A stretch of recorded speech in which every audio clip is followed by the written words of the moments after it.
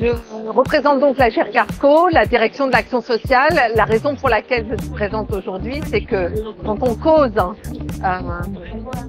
sur le vieillissement de la population et quand on m'interroge sur le financement des services à destination des personnes âgées, évidemment, c'est un sujet qui est le cœur de mon métier et c'est un sujet sur lequel j'ai envie d'intervenir et sur lequel je contribue, puisque moi j'ai deux préoccupations majeures. La première, c'est de rendre les services que nous proposons en tant que régime complémentaire de retraite, c'est d'avoir que les personnes puissent connaître les services que nous proposons, donc l'accès à cette offre de services. Et on contribue au travers de nos services et de nos activités à faire que les personnes âgées vieillissent en santé et vieillissent heureux là où elles se trouvent.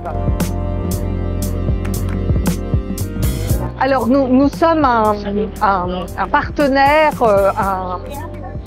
une institution, je ne sais pas comment la qualifier, en tout cas particulière, parce que nous sommes gérés par les partenaires sociaux, donc les organisations syndicales et patronales. Nous sommes une structure à but non lucratif, privée à but non lucratif, et on a une mission d'intérêt général. Donc voilà, quelque chose d'un peu hybride, de particulier, qui est un peu difficile à appréhender. On n'est pas un service public, mais on s'occupe du paiement des retraites et de la gestion des retraites aujourd'hui et pour les 15 ans qui viennent. Et la GIR Carco, c'est plus que la retraite, puisque c'est aussi des services d'accompagnement et de prévention pour les actifs et pour les retraités. Plusieurs faits marquants. D'abord, la difficulté de collecter des datas et d'avoir des données qui soient fiables et qu'on puisse utiliser. Ça, c'est vraiment un enjeu sur lequel vous travaillez collectivement depuis un certain nombre d'années. C'est déterminant d'obtenir et de mettre à disposition ces datas. J'en suis persuadée. Le deuxième point autour du financement, c'est de redire la complexité des systèmes qui existent aujourd'hui. On a un empilement de dispositifs. Il va bien falloir à un moment donné qu'on regarde par tranche d'activité, par thématique d'activité, ce qu'on souhaite financer en priorité et pouvoir rendre ce financement plus simple et plus accessible aux personnes qui en ont vraiment besoin. Il y a une actualité de la GIR Carco. Vous savez que nous sommes dans le champ de la retraite, donc nous attendons, comme tout citoyen lambda, la parution des décrets d'application pour mettre en place la loi. Notre volonté, c'est de rendre, là encore, la meilleure information à nos usagers et on aura un simulateur retraite qui sera prêt, ça va être ça mon scoop de la journée, au mois de juin, et qui permettra de savoir si vous êtes éligible aux nouvelles dispositions de la retraite et l'impact que ça va avoir sur votre propre situation.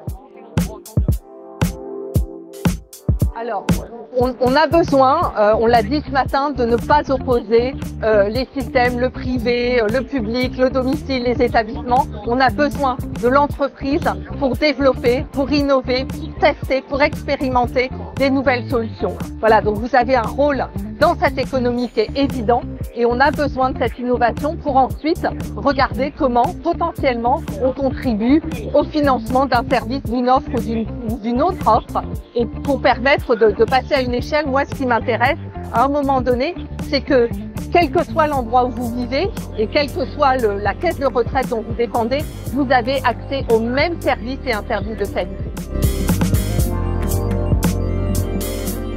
Alors, je disais en plaisantant tout à l'heure que on n'était vraiment pas bon en anticipation. Moi, j'ai été dans le secteur de l'aide à domicile pendant 20 ans. Ça fait 20 ans que se produisent des rapports chaque année pour expliquer que le mur, on sait, il arrive, c'est inexorable.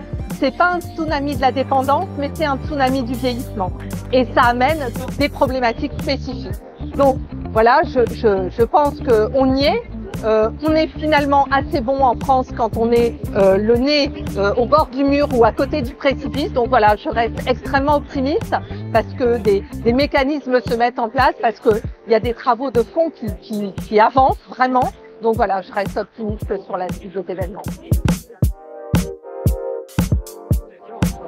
Alors, moi, je trouve vos travaux extrêmement pertinents. Continuez, gardons ce lien entre nous parce que voilà, c'est à l'occasion d'une rencontre que je suis là aujourd'hui. Voilà, donc conservons ce lien entre de l'intérêt général, des missions d'intérêt général et des activités concurrentielles qui ont toute leur place dans le secteur d'activité.